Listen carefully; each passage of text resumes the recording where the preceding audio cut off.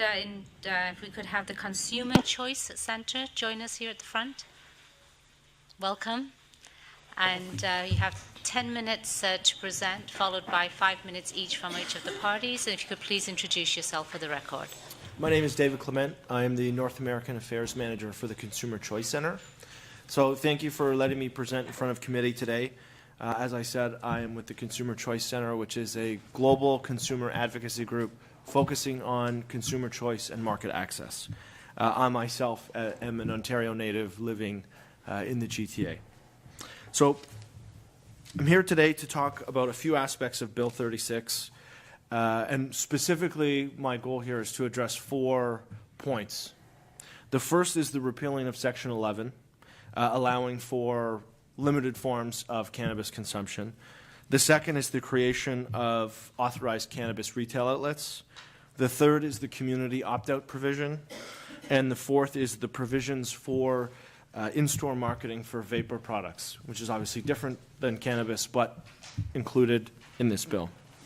So starting with Section 11, as consumer advocates, we feel that the legalization of reasonable forms of public consumption benefits consumers. And the main reason that we think this is that the old legislation with a blanket ban on public consumption would have left low-income consumers with nowhere to consume cannabis.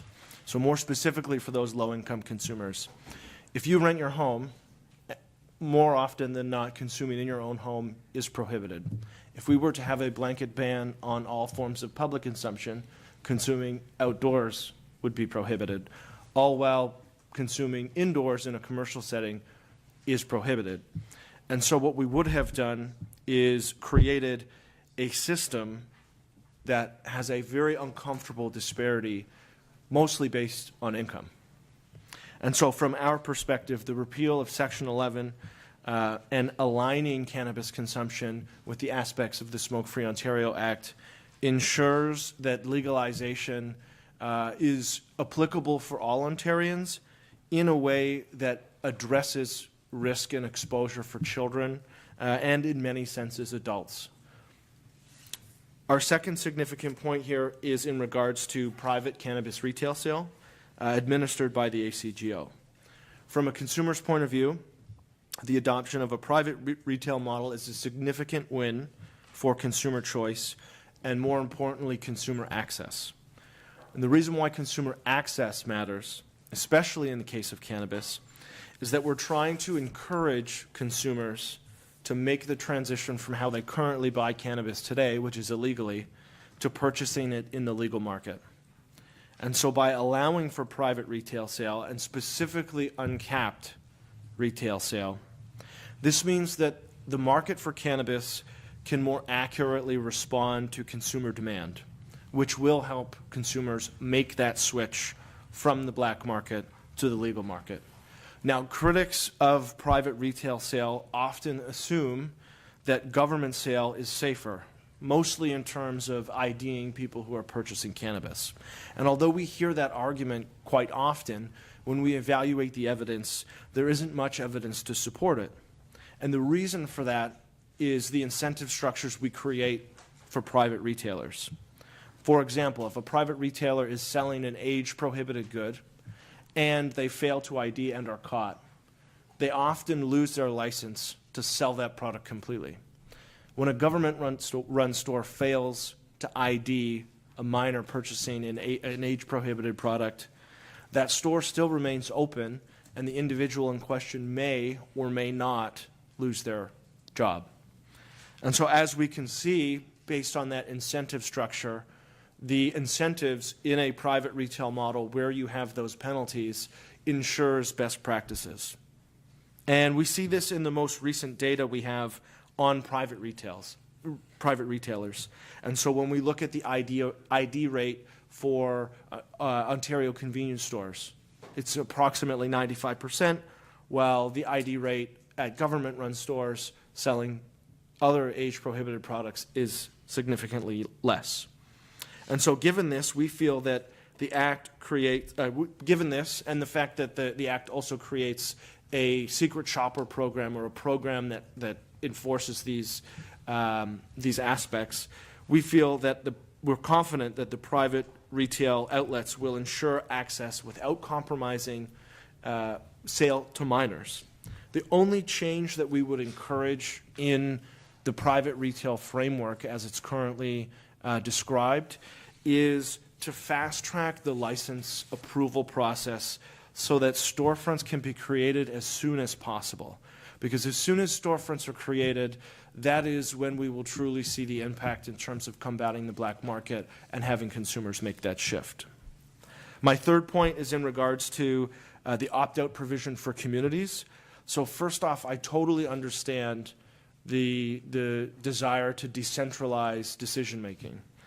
That being said, from a consumer's perspective, we are worried that allowing for communities to opt out will simply replicate the issues of prohibition, but at a local level. More specifically, if a community opts out of cannabis retail, essentially consumers have three options. They can purchase online from the Ontario cannabis store. They can purchase from a nearby town or city that has not prohibited cannabis, or they can continue to purchase it illegally.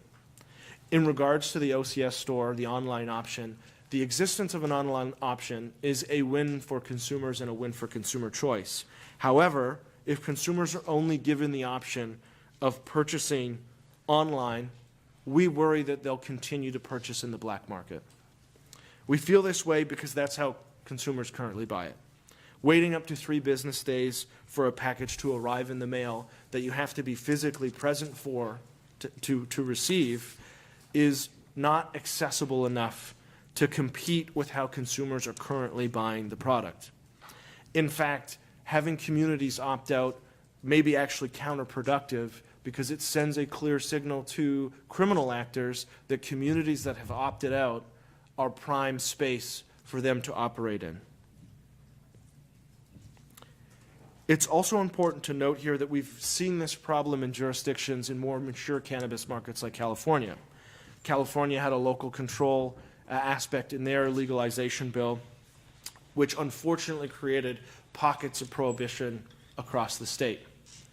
And that situation got so troublesome that the state government actually had to step in and legally mandate that communities were not allowed to prohibit certain versions of cannabis sale. And so our worry is that allowing for communities to opt out will simply replicate these problems, and we would rather the province not go down that route and have to retroactively fix it down the road. Some supporters of community opt-outs have said that buying from other cities really shouldn't be a problem, and that can be true. However, it really depends on where you live and how isolated your community is. For communities in the north, opting out will mean that the consumers will have to drive upwards of 45 minutes to purchase a legal product. That length pretty much ensures that they're going to continue to purchase in the black market.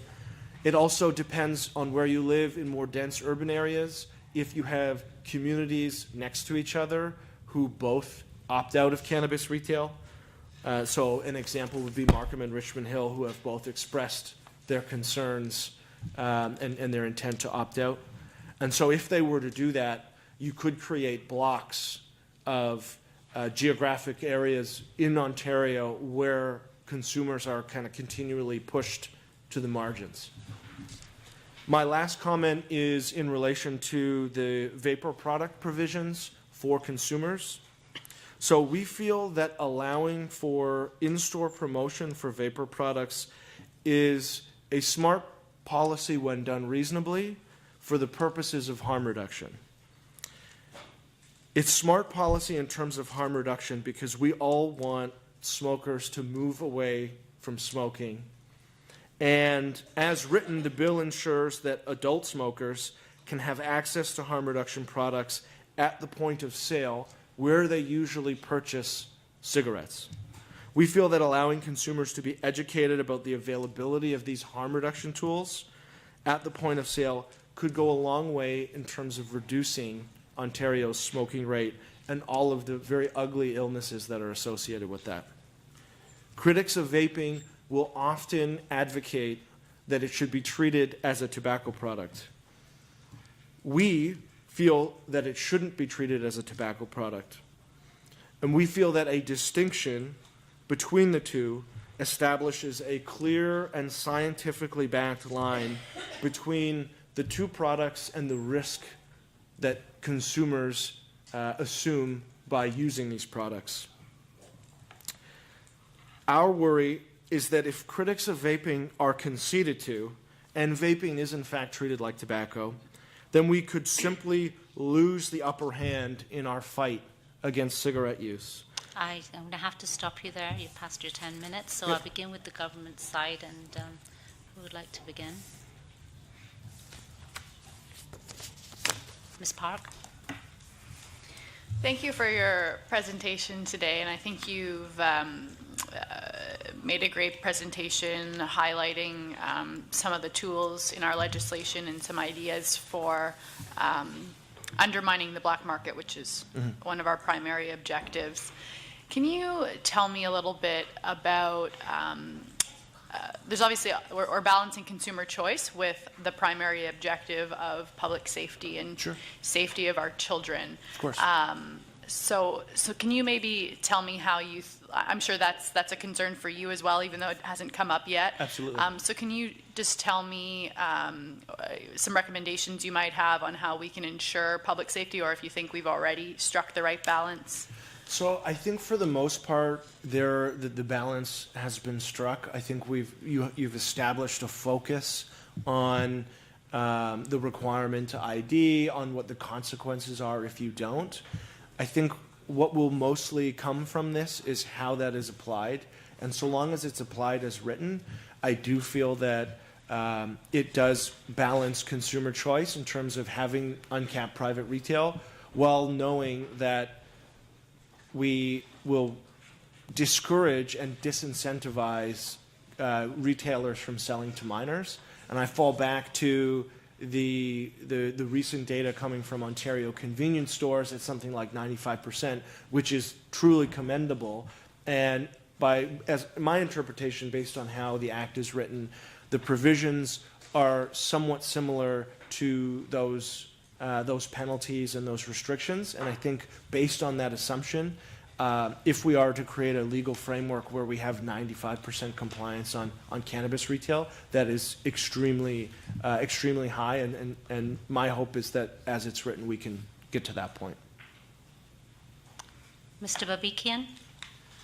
What are your thoughts about the creation of lounges, and under what kind of check and balances should be around these lounges? Are there any concerns about it?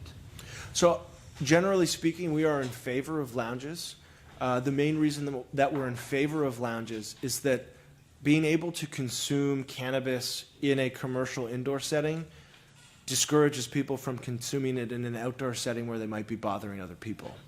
So I use the example of the reason why we don't have rampant public consumption for alcohol is because we have a legal framework in this province where people can consume alcohol in indoor commercial settings.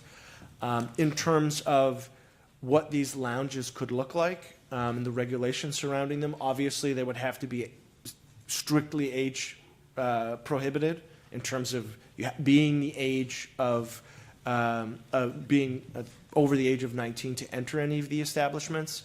I think what that does, and if the spaces are designated for indoor cannabis consumption, that's an important distinction, then what you've done is you've created a model where everyone in that outlet is acknowledging and consenting to the fact that they're going to be around cannabis smoke. And so you remove, one, the risk of minors entering those establishments, which is very important, and two, you eliminate the risk of unwanted exposure. Because if you create it as an age-restricted establishment and you designate it for indoor cannabis consumption, you de facto have a scenario where everyone in that setting consents. You have one more minute if you have one. I was interested. Ms. Martin. Thank you. I was interested that, thank you for your presentation. Many interesting points, actually, including about the opt-out, which we haven't really heard that perspective on, so that's probably helpful and something municipalities should consider. But I was interested, your comments on the vaping in stores and not treating it like tobacco, because every other presenter or many of the other presenters from a public health perspective have commented on how that could expose children to take up vaping, or youth to take up vaping when they weren't even smokers to begin with, and not using it in that way. Yep. Wondered if you could just elaborate a bit on what you think is the appropriate balance there. So I don't think that point of sale marketing is what makes vaping cool for young people. And that's the big concern. It's certainly a concern of mine. If these products are designed as a harm reduction tool specifically for adult smokers, they should never be understood as something that young people should take up, or something that even non-smokers should take up. I think that most of that issue of young people taking up the habit of vaping comes from cultural aspects. I think we can counter that with education. I think a lot of people need to understand that this product exists as a harm reduction tool for adult smokers. It does Thank not you. exist as a hobby or something you just pick up. Okay, I'd like to go over to the opposition and start with Ms. Singh. Thank you. Thank you, Mr. Clement, for the presentation. It's really interesting to hear a consumer's perspective, so thank you for sharing that with us. Maybe we can start with some of the points that you made around vaping and this maybe not being a marketing problem, but rather a cultural problem. Can you elaborate on why you feel that is so? I feel that it's cultural, because if you analyze online behavior in regards to vaping, there's certainly all sorts of instances of youth use, and it being this sense that it's created an acceptance among young people, specifically people under the age of 19. I think what we can do to counter that is to create some sort of awareness and education in terms of why you don't want to be addicted to nicotine, while also focusing on, if you were an adult smoker, why we would much prefer you to vape over smoking, which is very much in line with Health Canada, Public Health England, the New Zealand Ministry of Health, and the National Academies of Science. They've all come out and said that it's a useful harm reduction tool and that adult smokers should be encouraged to make that switch. And what's important here is that consumers of cigarettes buy that product from only these outlets. And we need to have that alternative presented to them in order for them to second guess the choice to get cigarettes again. Right. Do you feel that alternative needs to be presented to them in a venue that allows young people to understand that is an option? Because we've heard from witnesses earlier today and yesterday that many young people are actually turning to vaping over cigarettes because they feel that it is, from a harm reduction perspective, a safer choice to consume nicotine. So rather than starting off smoking and then using a vape as a cessation tool, they are actually starting to use vapes as their first access point to nicotine consumption. Yeah. And if that's the case, that's certainly unfortunate, but I would have to raise questions about where they're getting these products from. Right. Because they're especially if we look at the data from private retailers, they have a fairly spotless record in terms of ensuring that at the point of sale, minors are not accessing these products. Right. And so I think we have to acknowledge that and not overstep in terms of how we want to regulate vape products. We certainly want to protect children, but at the end of the day, it needs to be understood and realized that this is a harm reduction tool for adult smokers. Right. Let's discourage, at every instance we can, youth usage without taking away the option for an adult to see the alternative and make the less risky choice. Right. But would you feel that the cultural shift that we're having is a result of direct promotion as a tool to the general population, including young people, as a harm reduction tool or a safer option to consume nicotine? Certainly. And that's why we may be facing a bit of a cultural shift in thinking? Certainly not in a retail setting. I wouldn't say that the shift in consumer behavior is a result of it being present in a retail setting, and that's mostly because most of the acceptance or most of the increase in youth vaping existed way before Bill S5 was passed federally and vape products were even available in retail outlets. And so I think that further solidifies my point that it's not a point of sale issue, and the cultural issue is more focused on where people are seeing it online, whether that be something like Instagram or various other outlets like that. And so, no, I don't. I do think that it's part of that cultural shift, but I don't think that branding in a retail setting, which has only been around for about a month, is the driving factor towards the increase in There's youth. 1 minute left. Sarah. Perfect.